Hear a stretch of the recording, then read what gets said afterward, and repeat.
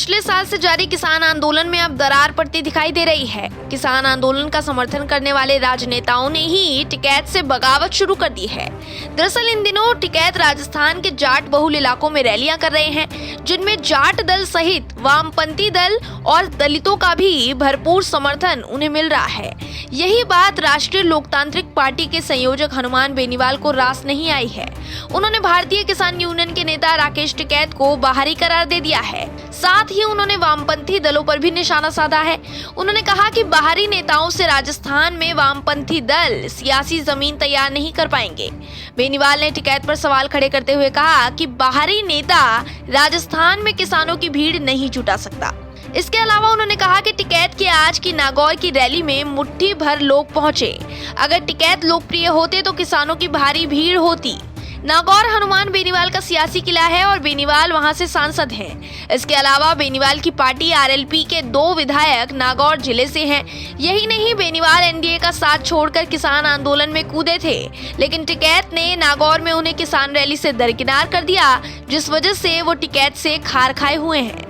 लेकिन आक्रोश की वजह सिर्फ इतनी ही नहीं है, बल्कि ये भी है कि राजस्थान के जाटों को आरएलपी का वोट बैंक माना जाता है और अपनी रैलियों से टिकैत जाटों को ही पुरजोर रूप से 3 कृषि कानूनों के खिलाफ करने की कोशिश में जुटे हैं। इतना ही नहीं, हनुमान बेनीवाल को आशंका है कि किसान रैलियों के सहारे वामपंथी दल और राकेश टिकैत उनकी सियासी जमीन हथियाने की कोशिश कर रहे हैं, जबकि यही आशंका किसान आंदोलन का साथ दे रहे कांग्रेस के नेताओं को भी है। राकेश टिकैत की किसान रैलियों में वाम दल के नेता अमरा राम भी साथ नजर आए। नागौर की किसान रैली में तो भीम आर्मी के चंद्रशेखर रावण भी थे। दरअसल नागौर में जाट और मुस्लिम के बाद तीसरा सबसे बड़ा वोट बैंक दलित है, इसलिए राजस्थान के सियासी गलियारों में टिकैत की राजनीति की ही चर्चा जारी है। टिकैत किसान आंदोलन के बहाने राजनीति चमकाने में जुटे हैं, पर टिकैत के गुरूर की वजह से अब किसान आंदोलन के समर्थन में उतरे नेताओं ने भी टिकैत की धज्जियां उड़ानी शुरू कर दी है। ऐसे में टिकैत ने खुद ही सरकार का काम आसान कर दिया है, क्योंकि टिकैत के अभिमानी चरित्र की वजह से ही आंदोलन खत्म होने की कगार पर आ पहुंचा है। महाराष्ट्र में महाविकास अघाड़ी सरकार बनने के बाद से ही शिवसेना के रंग बदल गए हैं। अब शिवसेना और सीएम उद्धव ठाकरे कांग्रेस की भाषा बोल रहे हैं। जब शिवसेना एनडीए के साथ थी तब चीन और पाकिस्तान पर हमलावर रहती थी, लेकिन वहीं शिवसेना की राजनीतिक स्टाइल बदल गई है। कांग्रेस के पूर्व अध्यक्ष राहुल गांधी चीन के मसले को लेकर पिछले 1 साल से मोदी सरकार को घेर रहे हैं। हालांकि राहुल गांधी इसमें कामयाब नहीं हुए और चीन मोदी सरकार की वजह से एलएसी से पीछे हट गया है। अब महाराष्ट्र के मुख्यमंत्री उद्धव ठाकरे ने चीन के बहाने केंद्र सरकार पर हमला बोला है। उद्धव ठाकरे ने एक बयान दिया था कि चीन से हम भागते हैं। इस बयान पर सियासत गर्म हो गई है। महाराष्ट्र बीजेपी ने जबरदस्त तरीके से पलटवार किया है। महाराष्ट्र में नेता प्रतिपक्ष देवेंद्र फडणवीस ने इस विवादित बयान पर पलटवार करते हुए कहा कि इस तरह के बयान देकर मुख्यमंत्री ने हमारे सैनिकों के शौर्य का अपमान करने का काम किया है। मैं इसकी भर्त्सना करता हूँ। हमारे सैनिकों ने -30 डिग्री तापमान में चीन के सैनिकों का मुकाबला कर उन्हें खदेड़ा है। उन्होंने उद्धव ठाकरे पर कांग्रेस के दबाव में बयान देने का आरोप लगाया है। गौरतलब है कि बीजेपी का साथ छूटने के बाद शिवसेना और सीएम ठाकरे की राजनीति बदल गई है। कभी हिंदुत्व के एजेंडे पर महाराष्ट्र में राजनीति करने वाली शिवसेना अब सेकुलर बन गई है। उधर बीजेपी कह रही है कि उद्धव ठाकरे की इस राजनीति को महाराष्ट्र की जनता भी समझ गई है, जिसका जवाब शिवसेना को आने वाले चुनाव में जनता देगी। हालांकि हाल ही में महाराष्ट्र में हुए ग्राम पंचायत चुनाव में राज्य की मुख्य विपक्षी पार्टी बीजेपी ने दावा किया था कि वो ग्राम पंचायत चुनाव में सबसे बड़ी पार्टी बनकर उभरी है और पार्टी के सबसे ज्यादा उम्मीदवारों को जीत हासिल हुई है। कहा गया कि इस चुनाव में सबसे ज्यादा नुकसान शिवसेना को ही हुआ है और शिवसेना के गढ़ कुंकड़ में बीजेपी ने अच्छा प्रदर्शन किया है, जहां कुछ दिन पहले अमित शाह ने एक सभा को संबोधित करते हुए शिवसेना पर जोरदार हमला किया था। पश्चिम बंगाल में विधानसभा चुनाव से पहले कांग्रेस बुरी तरह घिर गई है। भाजपा को हराने के लिए सोनिया गांधी ने अपनी ही पार्टी को दांव पर लगा दी है। बंगाल में कांग्रेस ने भाजपा को रोकने के लिए इंडियन सेकुलर फ्रंट जैसे विवादित पार्टी के साथ गठबंधन किया है। दरअसल ये वही संगठन है जो हमेशा से हिंदुओं को लेकर आपत्तिजनक बयान देता रहा है। पिछले साल इंडियन सेकुलर फ्रंट के नेता पीरजादा अब्बास सिद्दीकी ने कहा था कि अल्लाह भारत में एक ऐसा वायरस भेज दे जहां 10, 20 या फिर 50 करोड़ भारतीयों को खत्म कर दे। हम मुसलमान हैं और हर दिन नमाज पढ़ते हैं, तो फिर कोरोना हमारा कुछ नहीं कर सकता।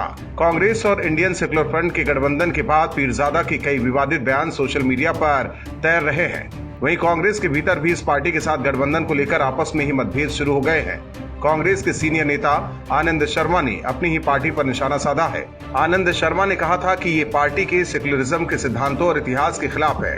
उनके इस बयान पर कांग्रेस में ही विवाद छिड़ गया था और लोकसभा में कांग्रेस के नेता अधीर रंजन चौधरी ने उन पर हमला बोलते हुए कहा था कि वो बीजेपी के इशारे पर काम कर रहे हैं।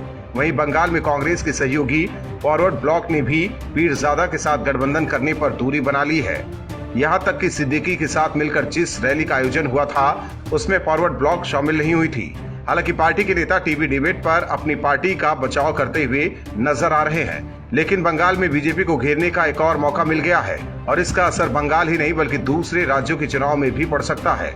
वहीं पीरजादा के शामिल होने से कांग्रेस चुनाव से पहले ही बंगाल में हारने की स्थिति में पहुंच चुकी है। दिल्ली में किसान आंदोलन के आड़ में गणतंत्र दिवस पर ट्रैक्टर परेड निकाली गई। उपद्रवियों ने दिल्ली में जमकर उत्पात मचाया था, लेकिन उसके बाद इस आंदोलन को लेकर दिल्ली पुलिस ने चौंकाने वाला खुलासा किया है। पुलिस के मुताबिक जांच में सामने आ चुका है कि लाल किले पर झंडा फहराने की घटना को साजिश के तहत अंजाम दिया गया है। किसानों ने ये पहले से ही तय कर लिया था, उन्हें लाल किले पर जाना है। वहीं दिल्ली हिंसा में खालिस्तानी समर्थक शामिल थे। दिल्ली पुलिस ने अब तक कई लोगों को इस मामले में गिरफ्तार किया है, जिनसे पूछताछ में आंदोलन का सच सामने आया है। हालांकि अभी तक ना पुलिस की जांच खत्म हुई है और ना ही गिरफ्तारी थमी है। अब इस मामले में पुलिस ने कुछ किसानों के खिलाफ लुकआउट नोटिस जारी किया है। पुलिस ने ट्रैक्टर रैली हिंसा मामले में 20 और किसानों के खिलाफ लुकआउट नोटिस जारी किया है। इनमें ज्यादातर किसान नेता हैं। इससे पहले 40 किसानों के खिलाफ ये नोटिस जारी किया जा चुका है। पुलिस को शक है कि ये लोग विदेश भाग सकते हैं। वहीं किसानों को भड़काने वाले भारतीय किसान यूनियन के राष्ट्रीय प्रवक्ता राकेश टिकैत व सतनाम सिंह पन्नू को दूसरा नोटिस भेजा गया है। ये लोग अभी तक पुलिस के सामने पेश नहीं हुए हैं। बता दें कि दिल्ली हिंसा के बाद पुलिस ने आम लोगों से हिंसा से संबंधित फोटो, वीडियो और ऑडियो देने के लिए आम लोगों से अपील की थी। लोगों ने 3000 फोटो, 2001 वीडियो और 73 ऑडियो भेजे हैं। इनमें आरोपियों के चेहरे को विकसित किया जा रहा है ताकि जल्द से जल्द पहचान हो सके। पुलिस ने लाल किले से करीब 10,000 लोगों का डंप डेटा उठाया है। वहीं पुलिस के लिए दिल्ली हिंसा के आरोपियों को गिरफ्तार करना नाक की लड़ाई बन चुका है। ऐसे में दिल्ली पुलिस जल्द ही दिल्ली हिंसा में शामिल और किसानों को गिरफ्तार कर सकती है।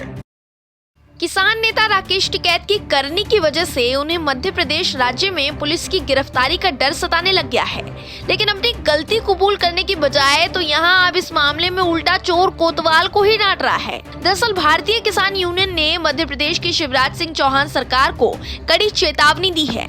बीकेयू के प्रदेश अध्यक्ष अनिल यादव ने कहा कि 8 मार्च को होने वाली किसान महापंचायत के दौरान सरकार किसी आंदोलनकारी को गिरफ्तार न करे, क्योंकि अगर ऐसा हुआ तो पूरे राज्य में मंदसौर जैसे हालात बन जाएंगे। इस महापंचायत में किसान नेता राकेश टिकैत भी आने वाले हैं। टिकैत के खिलाफ एमपी के अनूपपुर में गिरफ्तारी वारंट लंबित है और इस बात की अटकलें तेज हैं कि यहां आने पर टिकैत को गिरफ्तार भी किया जा सकता है। गौरतलब है कि 6 जून 2017 को मंदसौर में किसानों और पुलिस के बीच झड़प हुई थी, जिसमें 5 किसानों की गोली लगने से मौत हो गई थी। जिले में किसान आंदोलन चल रहा था। जगह जगह हाईवे पर ट्रक के साथ सरकारी और निजी संपत्तियों को आग के हवाले किया जा रहा था। किसान अपनी मांगों को लेकर हड़ताल पर थे। उसी दौरान पुलिस और किसान आमने सामने हो गए।